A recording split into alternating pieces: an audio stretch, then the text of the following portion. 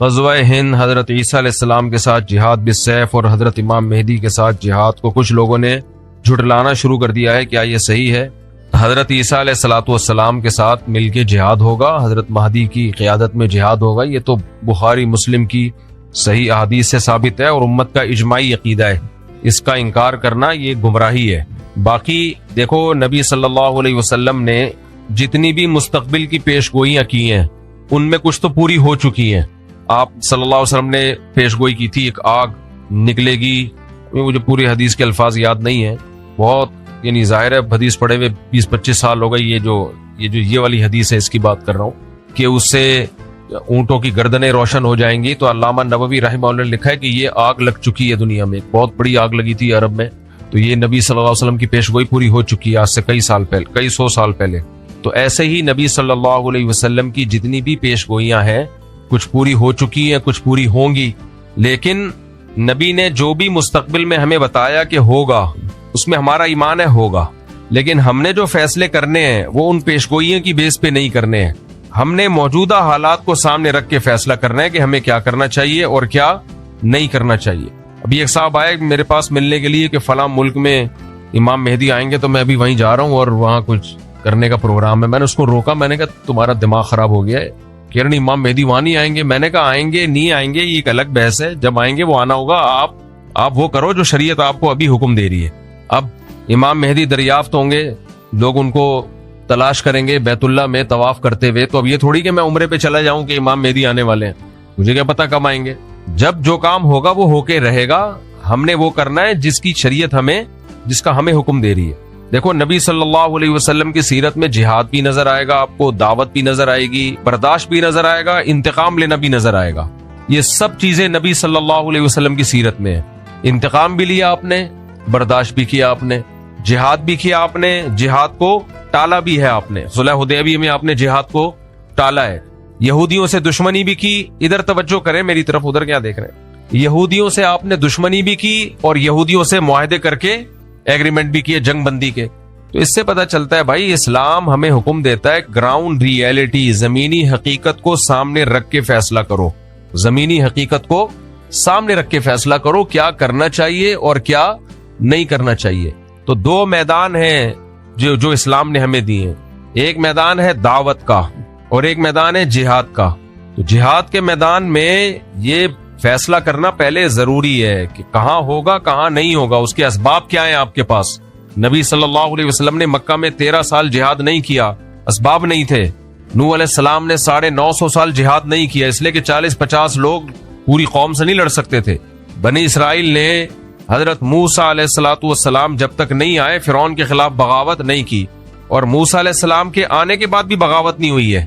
کیوں؟ فرعون بہت طاقتور تھا, وہ بنی اسرائیل کے بچے ذبح کر رہا تھا. تو جو قوم اپنے بچے ذبح ہونے سے نہیں بچا سک رہی, وہ اس کے خلاف تلوار لے کے کیسے چڑھ جاتی فرعون کے خلاف, اتنا طاقتور تھا. تو اللہ نے وہاں بھی اسباب اختیار کرنے کا حکم دیا. موسیٰ علیہ السلام سے فرمایا وَأَوْحَيْنَا إِلَىٰ مُوسَىٰ وَأَخِيهِ أَن تَبَوَّآ لِقَوْمِكُمَا بِمِصْرَ بُيُوتًا وَاجْعَلُوا بُيُوتَكُمْ قِبْلَةً کہ اے موسیٰ آپ اپنی قوم سے کہہ دیں کہ اپنے گھروں میں نماز پڑھو اور اللہ کی مدد کا انتظار کرو. بس یہ نہیں کہا کہ جا کے جو ہے نا فرعون پہ چڑھائی کر دو. صبر صبر صبر. اور پھر ایک دن حکم آیا کہ بنی اسرائیل کو لے کے آپ مصر سے نکل جائیں. وہاں بھی فرعون نے پیچھا کیا ہے, تو وہاں بھی یہ حکم نہیں دیا فرعون پہ چڑھائی کر دو. وجہ کیا ہے؟ طاقت کا توازن بولو ہے ہی نہیں کوئی, نا کوئی برابر بھی نہیں ہے نا, کوئی انتہائی طاقتور کے سامنے انتہائی کمزور. ہاں کہیں معجزہ ہو گیا تو ایک الگ بات ہے کہ کمزور کو اللہ نے بہت زیادہ طاقتور پہ غالب کر دیا, یا اللہ نے خود حکم دیا ہو کمزور کو کہ براہ راست کے لڑو, تو پھر تو لڑنے کے علاوہ کوئی آپشن نہیں ہے. جب تک آسمان سے وحی نہیں آ جاتی وہاں پھر اللہ کا حکم یہی ہے اِن یکم منکم مئۃ یغلبوا مئتین, 100 اور 200 کا ریشو کم از کم ہونا چاہیے. آدھی طاقت ہونی چاہیے. آدھی بھی نہیں ہے تو پھر اجازت نہیں ہے لڑنے کی. اتنی طاقت ہو تو جا کے کرو یہ کام, ورنہ آرام سے بیٹھے رہو, اس سے بھی جاؤ گے جو ہے. تو اس لیے اس وقت جہاں جہاد ہے وہاں تو ہے, ہم اس کے منکر نہیں ہیں, لیکن جہاں جہاد نہیں ہے وہاں لڑائی کا میدان گرم کرنے سے مسلمانوں کا نقصان زیادہ ہوگا, مسلمانوں کو فائدہ نہیں ہوگا, کیونکہ تمہارے پاس کچھ ہے نہیں لڑنے کی. تم اپنا دفاع کر لو, بہت بڑی بات ہے. ابھی تو اپنے ملک کو بچا لو بس. اور ہمارے یہاں کہتے ہیں ملک کو ادھر جا کے چڑھائی کر دو. ادھر چڑھائی کرو گے کن میزائلوں سے؟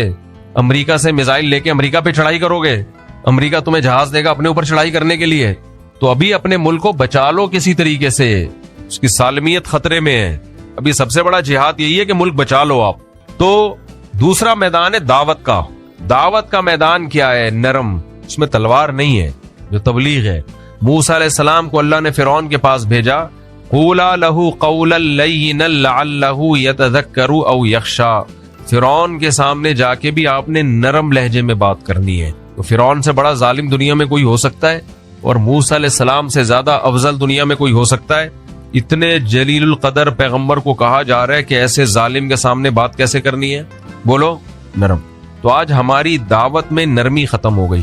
دعوت میں نرمی ختم. جو جہاد کی جو میدان میں کرنے کی چیزیں تھی وہ دعوت کے میدان میں ہو رہی ہیں. اس کو وہ بھی کافر ہے، وہ بے پردہ عورتیں. اب بے پردہ عورتوں میں بیان ہو رہا ہے تو یہ تھوڑی بیان ہوگا کہ تم سب جہنم میں جاؤ گے، سے وہ پردہ تھوڑی کر لیں گی. وہاں تو ادعو الی سبیل ربک بالحکمۃ والموعظۃ الحسنہ، اس کو تو حکمت سے دین کی دعوت دینی ہے. ان کو تو قریب کرنا ہے دین کی دعوت کے لیے. تو یہ بہت بڑا مسئلہ ہے. اب گھر میں جو شخص دیندار بن جاتا ہے وہ بدتمیز بہت ہو جاتا ہے. گھر میں جو بھائی نمازی پرہیزگار ہوگا وہ کیا ہوگا؟ بدتمیز. تو ماں باپ کہتے ہیں باقی سارے نارمل ہے، یہ کچھ عجیب سی چیز آ گئی ہے مارکیٹ میں. اس لیے ہمارے حضرت فرمایا کرتے تھے کہ گھر میں جو دیندار بنتا ہے نا، نماز پڑھتا ہے، اس کو اپنے اخلاق بہت زیادہ اچھے کرنے پڑیں گے. بہت زیادہ اپنے اخلاق کو پہ محنت کرنی پڑے گی اس کو. تو دیندار لوگوں کو چاہیے بہت زیادہ احتیاط برتیں وہ، اس سے اللہ ان کے درجات بلند کرے گا. بات بہت لمبی ہو گئی. تو خلاصہ کلام کا یہ نکلا کہ بھائی جب امام مہدی آئیں گے جہاد ہوگا، عیسیٰ علیہ السلام آئیں گے جہاد ہوگا. ابھی آپ جو زمینی حقیقت کو دیکھ کے جو کرنا ہے آپ وہ کرو. لوگ کہتے ہیں میں امام مہدی کا لشکر تیار کر رہا ہوں، بالکل بھی آپ کو اس کی ضرورت بولو نہیں ہے. کائنڈلی آپ یہ کام نہ کریں. کہتے ہیں میں عیسیٰ علیہ السلام کے لیے ایک لشکر تیار کروں، رہنے دو بس. آپ وہ لشکر کہیں اور جا کے پھٹے گا، سب کو خراب کرے گا وہ لشکر. سمجھتے ہو؟ بہت لوگ آئے ہیں، بہت تحریکیں اٹھی، ہم عیسیٰ علیہ السلام کے لیے لشکر تیار کر رہے ہیں اور پھر یہ ہمارا یہ لشکر یہاں سے اٹھے گا، ہوتے ہوتے شام میں جا کے حضرت عیسیٰ سے مل جائے گا. وہ انڈا موڑ پہ ہی ختم ہو گیا آگے. تو جو ابواب الفتن ہے نا، نبی سے جو فتن کے ابواب ہیں، وہ ہمیں بتانے کے لیے کہ ایسا ہوگا. بس کرنا کیا ہے بھائی؟ کرنا وہ ہے جو آج سمجھ میں آ رہا ہے. آپ ایک صاحب مجھے کہنے لگے کہ میں نے کہا کہ اتنی عورتیں بیوہ اور طلاق یافتہ عورتوں کی تعداد بھی بڑھ رہی ہے، ان کا گروتھ ریشو بھی بڑھ رہا ہے، اور مردوں میں موت بھی بڑھ رہی ہے مردوں میں.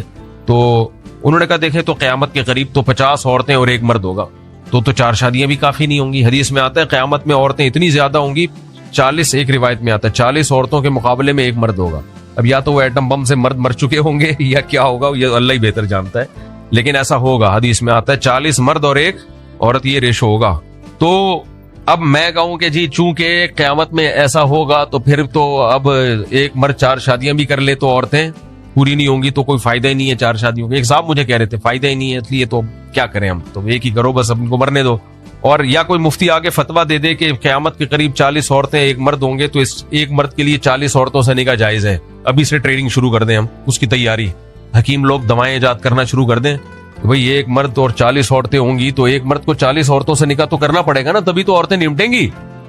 تو اس لیے ہم ابھی سے تیاری شروع کر دیں، دوائیں کھانا لوگوں کو شروع کر دیں اور فتویٰ دینا شروع کر دیں بھائی 4 سے زیادہ بھی جائز ہے. تو کہ یہ عقل مندی کا کام ہوگا؟ کوئی عقل مندی کا کام.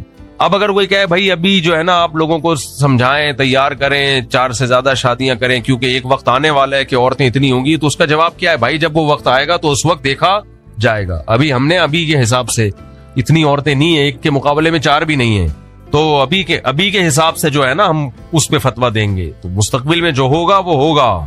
تو ایسے تو حدیث میں آتا ہے کہ جب قیامت آئے گی نا تو ایک شخص بھی اللہ کا نام لینے والا نہیں ہوگا.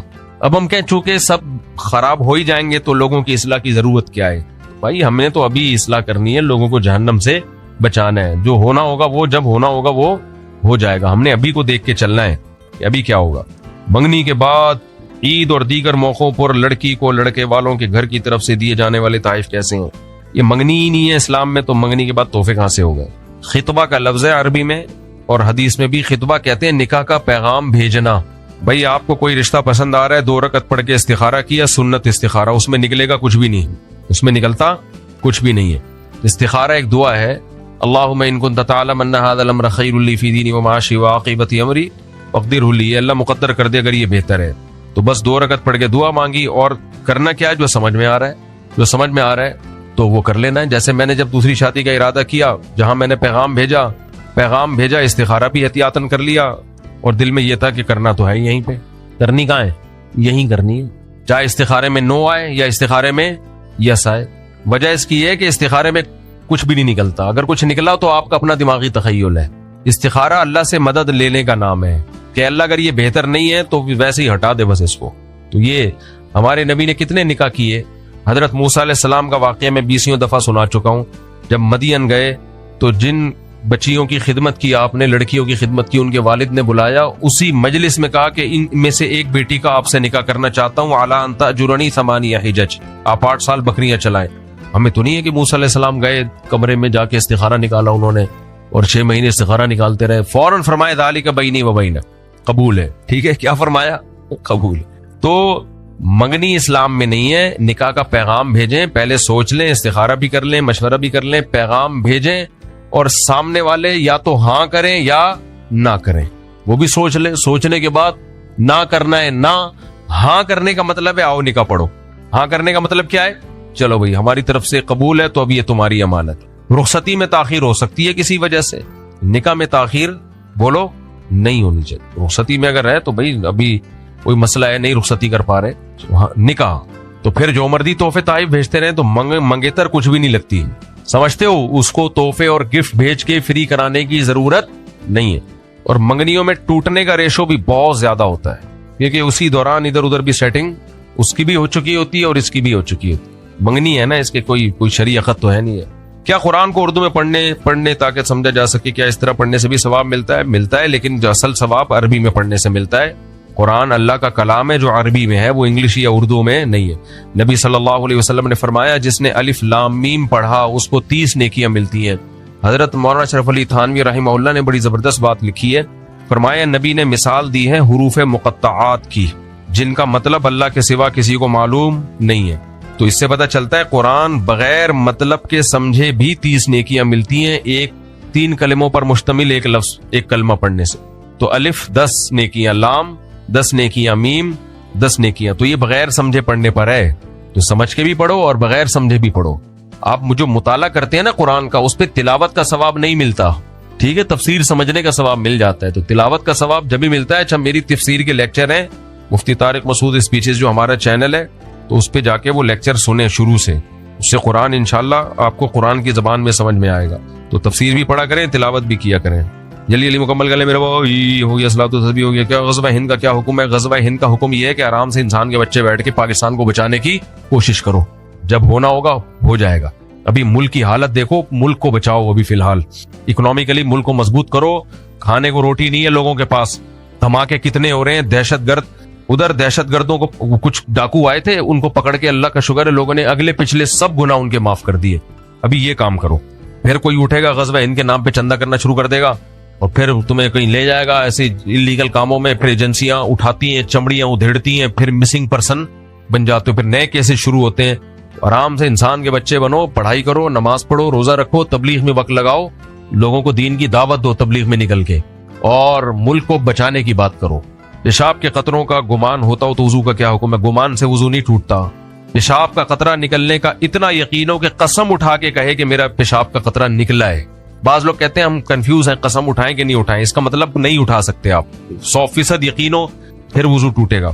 کیا پب جی وغیرہ انہوں نے صحیح ٹائم ویسٹنگ ہے بھائی، برائی ہے یہ، اس کو سے بچاؤ اپنے آپ کو۔ بس آخری 2 سوال رہ گئے، بھی ہو گئے۔ کیا صلاۃ التسبیح مستند عمل ہے؟ صلاۃ التسبیح اختلافی مسئلے مت چھیڑا کرو رمضان میں خاص طور پہ، پھر جب چھیڑتا ہوں تو پھر کمنٹس آنا شروع ہوتے ہیں۔ پوچھ لیا ہے تو بتا دیتا ہوں، صلاۃ التسبیح پر چند پوائنٹ یاد رکھو۔ سب سے پہلی بات، کوئی صحیح حدیث اس پر موجود نہیں ہے، کوئی ایک بھی ایسی حدیث نہیں ہے جس کی سند بالکل ٹھیک ہو، لیکن چونکہ بہت کثرت سے حدیثیں ہیں تو محدثین کا اصول ہے کہ ضعیف حدیث تعدد طرق کی وجہ سے حسن درجے کو پہنچ جاتی ہے، قابل قبول بن جاتی ہے۔ میں نے جب یہ بات کہی نا تو ایک صاحب نے کمنٹس کیے ہوئے تھے، بہت سارے لوگ مل کے جھوٹ بولیں تو کیا وہ سچ ہو جائے گا؟ بھائی بہت سارے لوگ مل کے جھوٹ نہیں بول رہے، ضعیف حدیث موضوع من گھڑت نہیں ہوتی۔ اگر راوی کا جھوٹا ہونا ثابت ہو جائے نا تو وہ حدیث ضعیف نہیں کہلاتی، وہ تو موضوع من گھڑت کہلاتی ہے۔ ضعیف کا مطلب یہ ہے کہ راوی میں کچھ سقم ہے، اس کی میں ابھی ڈیٹیل میں نہیں آتا، تو اس کی وجہ سے یقین نہیں ہے۔ لیکن جب بہت سارے طریقے तुरुक से वो हदीस साबित होगी तो मुहद्दिसीन का उसूल है कि वो दर्जा हसन तक पहुंच जाती है। तो इसी बेस पर जुमहूर उलमा का मजहब यह है कि अगरचे सलात व तस्बीह पर कोई सही हदीस मौजूद नहीं है, लेकिन चूंकि इतने तरीकों से इतनी सनदों से मरवी है तो उसमें काबिल कबूल है, लिहाजा उस पर अमल करना चाहिए। लेकिन बाज़ उलमा का मौक़िफ़ ये है कि ये उसूल तो अपनी जगह दुरुस्त है कि बहुत सारी ज़ईफ़ हदीस होंगी तो वो अमल हसन को पहुंच जाता है, वो हदीस हसन होती है, वो काबिल कबूल होती है, उससे शरई मसला भी साबित हो जाता है।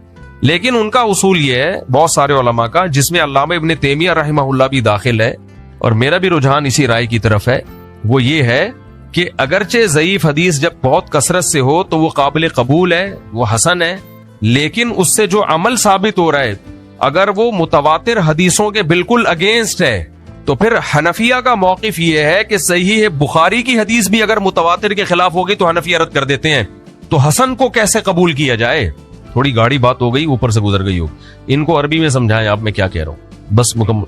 अस्सलाम वालेकुम, जल्दी जल्दी, हाँ पहना दो पहना दो पहना दो पहना दो। अपना लैपटॉप बेचने के लिए, इसको क्या हो गया भाई, लैपटॉप मैंने हेलो, हाँ भाई मैंने लैपटॉप भेजा है किसी को ना सदर में बेचने के लिए अपना, तो कह रहे मुझसे साहब 180 लग रहे थे लेकिन ये बंदा 170 में ले रहा है, मैंने कहा पहना दे पहना।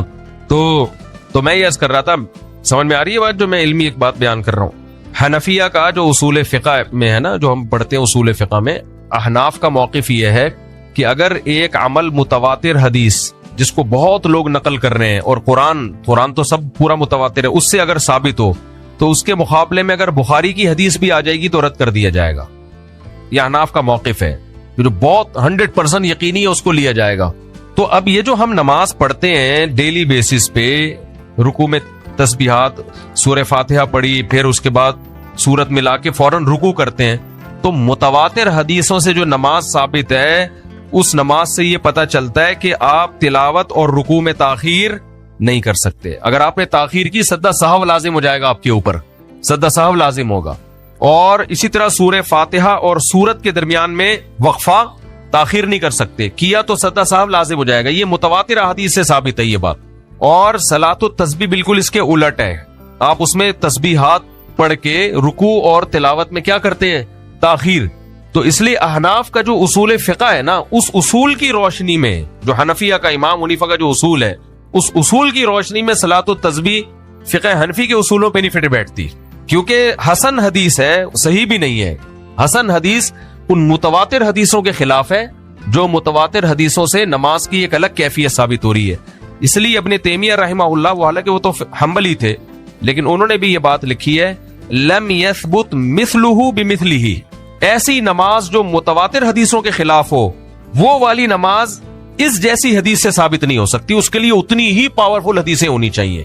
तो ये चंद उलमा का मौक़िफ़ है, लेकिन जुमहूर का मौक़िफ़ बहरहाल यही है कि चूंकि वो एक आम उसूल जो मुहद्दिसीन का उसूल है कि ज़ईफ़ हदीस ताअद्दुद तुरुक़ की वजह से क्या बन जाती है, हसन। तो कहते हैं हसन है, लिहाजा सही के हुक्म में ही है, लिहाजा जायज़ है।